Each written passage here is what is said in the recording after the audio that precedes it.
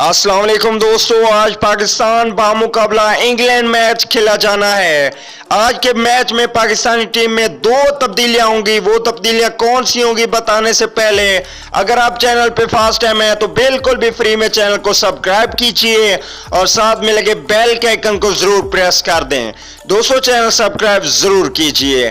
चलिए दोस्तों, बगैर कोई आपका कीमती वक्त ज़ाया किए वीडियो को आगे की जानिब देखते हैं। तो दोस्तों, जैसा कि आप लोगों को मालूम है कि पाकिस्तान क्रिकेट टीम की खराब कारकर्दगी की वजह से पाकिस्तान टीम पर बहुत ज्यादा तनकीद की जा रही थी, जिसका फैसला इस मैच में हो जाएगा। पाकिस्तान टीम में दो बड़ी तब्दीलियां की जाएंगी।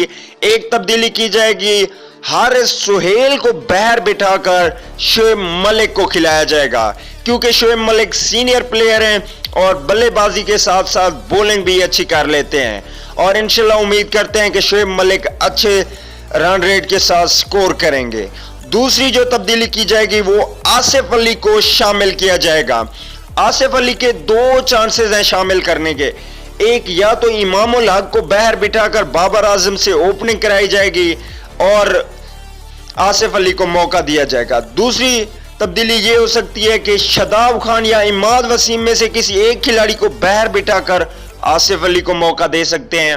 तो दोस्तों कमेंट करके जरूर बताइएगा कि आसिफ अली को कौन से खिलाड़ियों की जगह पे शामिल करना चाहिए, इमामुल हक की जगह पे, शादाब खान की जगह पे या इमाद वसीम की जगह पे। वैसे मेरे लिए जो बेस्ट चॉइसेस है कि पाकिस्तान क्रिकेट टीम में पहले नंबर पे बाबर आजम और फखर जमान ओपनिंग कर लें, सेकंड डाउन पे जो है ना हफीज और उसके बाद शोएब मलिक, सरफराज अहमद को भेज दिया जाए। दोस्तों अगली वीडियो तक के लिए इजाजत दीजिए। आला निकेपा।